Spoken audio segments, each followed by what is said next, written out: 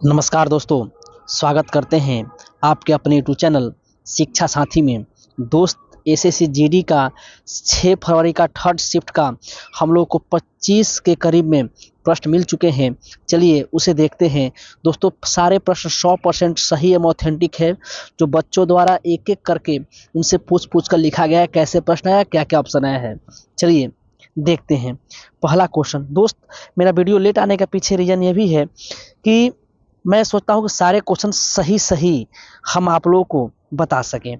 चलिए, पहला क्वेश्चन है, किस भारतीय नृत्यांगना को पद्मश्री, पद्म भूषण और पद्म विभूषण से सम्मानित किया गया था? आपके ऑप्शन में था यामिनी कृष्णमूर्ति। यामिनी कृष्णमूर्ति को पद्मश्री, पद्म भूषण और पद्म विभूषण से सम्मानित किया गया था। चलिए, नेक्स्ट प्रश्न आया था आपके एग्जाम में, अनुसूचित जाति, अनुसूचित जनजाति और अन्य कमजोर वर्ग के लिए शैक्षणिक और आर्थिक हितों को बढ़ावा देने के लिए कौन सा अनुच्छेद है? तो दोस्त, एससी और एसटी के शैक्षणिक और आर्थिक हितों को बढ़ावा देने का अनुच्छेद है 46 और अनुच्छेद 47 का संबंध आप है पोषण से। आप ध्यान रखिएगा। ये देखिए, नीति निर्धारक तत्व से क्वेश्चन मेरे दोस्त। नीति निर्धारक तत्व से लगातार 5 तारीख को भी क्वेश्चन पूछा और 6 तारीख के फर्स्ट सेकंड और देखिए थर्ड शिफ्ट में भी आपका क्वेश्चन पूछ चुका है। तो आप लोग नीति निर्धारक तत्व, मौलिक अधिकार को अच्छे से करके जाइए। फिर क्वेश्चन आपके यहाँ में आया था, गंगा नदी का पर्यायवाची शब्द कौन नहीं है? दोस्त, गंगा नदी का पर्यायवाची कौन नहीं है? देखिए, देव नदी, भागीरथी, मंदाकिनी, देवपगा, अमरतरंगिनी, सुरसरी और भी बहुत सारे हैं। ठीक है, देखिए 5 तारीख के शिफ्ट में क्वेश्चन था, गंगा नदी का पर्यायवाची कौन है? ये 5 तारीख के शिफ्ट का क्वेश्चन था। आज पूछा है कि गंगा नदी का पर्यायवाची कौन नहीं है। तो आप नदी का, गंगा नदी का, इन सबों को देख के जाइएगा। ठीक है।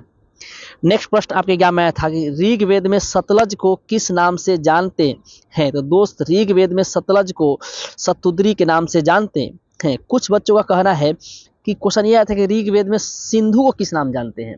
तो दोस्त, ऋग्वेद में सिंधु को सिंधु नदी के नाम से जानते हैं और भारत और पाकिस्तान के बीच वो है। नेक्स्ट प्रश्न आपके एग्जाम में आया था, निम्नलिखित में से किसे राजस्थान का मैनचेस्टर कहते हैं? दोस्त, कह रहा है क्वेश्चन, राजस्थान का मैनचेस्टर किसे कहते? देखिए, भीलवाड़ा। सेकंड सीट में प्रश्न आया था कि दक्षिण भारत का मैनचेस्टर, फिर भारत का मैनचेस्टर, अब आ गया राजस्थान का मैनचेस्टर। ये राइट आंसर होगा भीलवाड़ा। अब देखिए, जो बच्चे राजस्थान के होंगे वो तो मार सकते हैं, लेकिन ये बहुत आंतरिक को संभाल लिया जाए, क्योंकि एक एक राज्य का मैनचेस्टर कौन याद करे। चलिए, नेक्स्ट प्रश्न आपके एग्जाम में आया था कि सानिया मिर्जा किस खेल से संबंधित है? इसका आंसर होगा टेनिस खेल से। पूर्व Wimbledon double champion Sania Mirza ने 2022 के बाद टेनिस से संन्यास ले लिया। मतलब 2022 के बाद वो टेनिस से संन्यास सानिया मिर्जा ले ली है। वह 2005 में WTA सिंगल खिताब जीतने वाली प्रथम भारतीय बनी थी। ये आप याद रखिएगा, ये इंपॉर्टेंट प्रश्न है। अगर सानिया मिर्जा से क्वेश्चन पूछता है, ये क्वेश्चन पूछ सकता है। नेक्स्ट क्वेश्चन आया था कि साझी पर्व मुख्य रूप से कहाँ मनाया जाता है?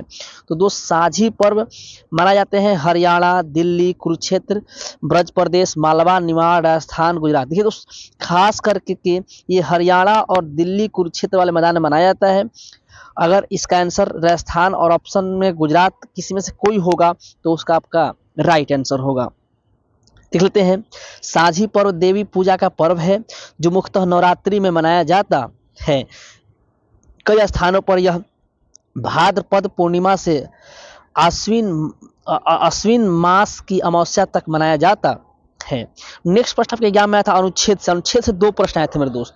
अनुच्छेद से कुल 2 प्रश्न आए थे। इनमें से कौन सा अनुच्छेद समाज के गरीब और कमजोर वर्ग के लिए मुफ्त विधिक सहायता प्रदान करता है? निःशुल्क विधिक सहायता, अनुच्छेद 39 के ए। और एक आया था एससी एसटी के शैक्षणिक आर्थिक सहायता, अनुच्छेद 46। 2 प्रश्न आए थे अनुच्छेद से। नेक्स्ट आपके एग्जाम में देखिए, यही वही चीज लिखा है जो हम लिखे हैं। नेक्स्ट प्रश्न, नीति निर्धारक तत्व कौन सा अनुच्छेद में? किसी बच्चे का कहना है कि मौलिक अधिकार किस किस अनुच्छेद में है, और किसी का कहना है कि नीति निर्देशक तत्व किस अनुच्छेद में है आया था। तो दोस्त, अगर मौलिक अधिकार पूछेगा तो आप 12 से 35 लगाइएगा, और नीति निर्देशक तत्व पूछेगा तो आप 36 से 51 आंसर लगाइएगा। चलिए, नेक्स्ट प्रश्न आपके एग्जाम में आया था, देख लेते हैं।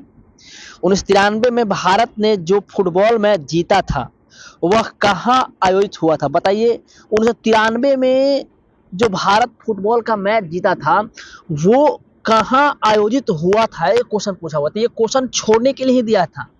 अब राजस्थान का मैनचेस्टर पूछा हुआ है, खुद ही सोचो, आप राजस्थान का मैनचेस्टर पूछा हुआ है तो राजस्थान का बच्चा ही मार सकता है, नॉर्मल बच्चे मार नहीं सकते, या फिर कुछ लोग पढ़े वो भी मार सकते हैं। तो ये क्वेश्चन जो है आपका 5 से 6 क्वेश्चन ऐसे पूछ रहे हैं जो साफा ही आउटर क्वेश्चन है, तो आपको देखिए 13 से 14 क्वेश्चन ही मुख्य रूप से लगाने लायक आ रहे हैं जीके में। ठीक है, चलिए अब 1993 में भारत ने जो फुटबॉल मैच जीता था वह कहाँ आयोजित हुआ था। तो देखिए दोस्त, वो आयोजित हुआ था, देखो ऑप्शन में दिया था पाकिस्तान, बांग्लादेश, भारत, श्रीलंका। ठीक है, तो इसका राइट आंसर होगा पाकिस्तान, क्योंकि पाकिस्तान के लाहौर में यह आयोजित हुआ था। दोस्त हिंदी में सिर्फ एक ही चीज को बार बार दोहरा रहा है, प्राची शब्द, विलोम शब्द, मुहावरा इसे दोहरा रहा है, जो आसान आसान है, लेकिन जो आपका अशुद्धि वाला है थोड़ा सा वो डिफिकल्ट पड़ रहा है बच्चों के लिए हिंदी में। ठीक है, वही थोड़ा डिफिकल्ट में आ रहा है जो बच्चों से नहीं बन पा रहा है। नेक्स्ट प्रश्न आपके एग्जाम में आया था, किस भारतीय नृत्यांगना को, ये तो हम लोग क्वेश्चन कर चुके हैं, यामिनी कृष्णमूर्ति होगा। नेक्स्ट प्रश्न, सिंधु नदी को ऋग्वेद में किस नाम जानते हैं, किस बच्चे कहना था, ये क्वेश्चन है, तो मैंने क्वेश्चन लिख दिया था, इसका आंसर सिंधु हो जाएगा। ठीक है, ऐसे किसी का कहना है कि सिंधु नदी भी आया था। ठीक है, चलिए नेक्स्ट प्रश्न आपके एग्जाम में आया था, सिम्बायोसिस या सहजीवन की प्रक्रिया किससे संबंधित है। तो दोस्त जैव विज्ञान और पारिस्थितिकी विज्ञान से संबंधित है। सिम्बियोसिस और सहजीवन की प्रक्रिया जैव विज्ञान और पारिस्थितिकी विज्ञान से संबंधित है। आपके ऑप्शन में एक ऑप्शन था, तो ये राइट आंसर हो जाएगा। नेक्स्ट प्रश्न, पंडित रविशंकर किस वाद्य यंत्र से संबंधित है। दोस्त सितार से। ये पूछ रहा है कि एक वाद्य यंत्र और उससे संबंधित व्यक्ति पूछ रहा है, एक खिलाड़ी और उसका खेल पूछ रहा है, या वो खिलाड़ी किस देश का है, ये जरूर पूछ रहा है। ठीक है, इसका आंसर होगा सितार। नेक्स्ट प्रश्न आपके एग्जाम में आए थे, हरित क्रांति से जुड़ा हुआ, हरित क्रांति से जुड़ा हुआ एक प्रश्न आया था मेरे दोस्त। अब हरित क्रांति से प्रश्न क्या आया था तो आप खुद देख लीजिएगा, क्योंकि आप गूगल सर्च कर लीजिएगा, इसके बारे में पढ़ लीजिएगा, अगर इससे क्वेश्चन आते हैं तो आप उसे लगा पाइएगा। ठीक है, और हरित क्रांति के जनक स्वामीनाथन है। नेक्स्ट प्रश्न आपके एग्जाम में आया था, हिंदी में ठंड का विलोम क्या होगा। दोस्त ठंड का विलोम गर्म होगा। विलोम, पर्यायवाची, मुहावरा ये सब आसान आ रहा है। ठीक है, हिंदी में सिर्फ यही आ रहा है भरने वाला, फिलिंग द ब्लैंक्स और अशुद्धि, थोड़ा सा वो दिक्कत कर रहा है। नेक्स्ट आया था, मौर्य वंश का अंतिम शासक कौन था। तो दोस्त मौर्य वंश का अंतिम शासक था बृहद्रथ।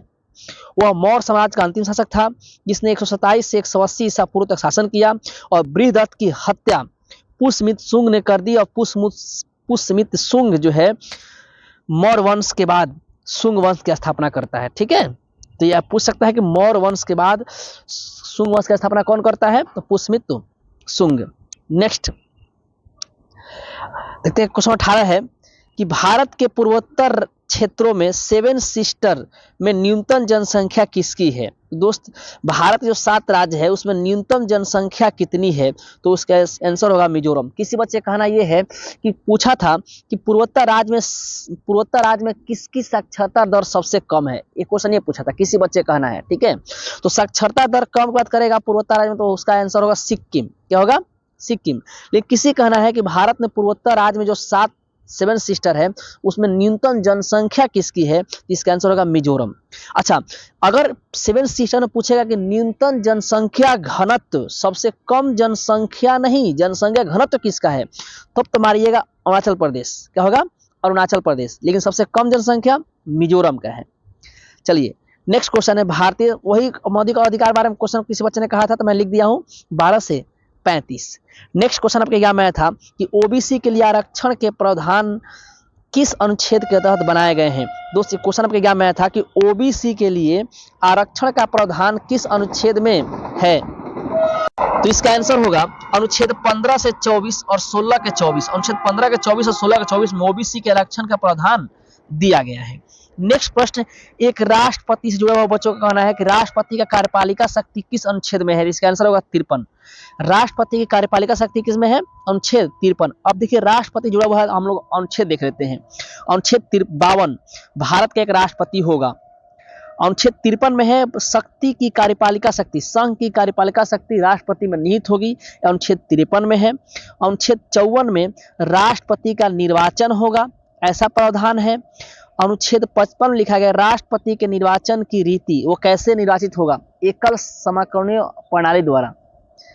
नेक्स्ट, राष्ट्रपति की पदावधि, राष्ट्रपति कितने वर्ष के लिए बनेंगे? तो 5 वर्ष के लिए बनेंगे, ये इसमें निहित है। 57 में पुनः निर्वाचन की प्रावधान है, अगर राष्ट्रपति का पुनः निर्वाचन भी हो सकता है। अनुच्छेद 58 में राष्ट्रपति के निर्वाचन की अर्हताएं, राष्ट्रपति के निर्वाचन की जो अर्हताएं हैं वो है। फिर 59 में राष्ट्रपति के पद की जो शर्तें हैं वो है। अनुच्छेद 60 में राष्ट्रपति द्वारा शपथ का प्रावधान है। देखिए, उपराष्ट्रपति का शपथ पूछ चुका है, राष्ट्रपति का शपथ पूछ सकता है, तो अनुच्छेद 60। नेक्स्ट है राष्ट्रपति पर महाभियोग की प्रक्रिया, अनुच्छेद 61। और अनुच्छेद 62 में राष्ट्रपति के रिक्त पदों को भरने के लिए समय निर्वाचित व्यक्ति की पदावधि। दोस्त, ये क्वेश्चन हमें मिले थे, हम लोगों ने डील किया। चलिए मिलते हैं नेक्स्ट वीडियो में। वीडियो देखने के लिए धन्यवाद। अगर वीडियो को लाइक नहीं किया तो लाइक कर दीजिए और चैनल को सब्सक्राइब नहीं किया तो सब्सक्राइब कर दीजिए। आपको यहाँ पे 100% सही क्वेश्चन मिलेंगे।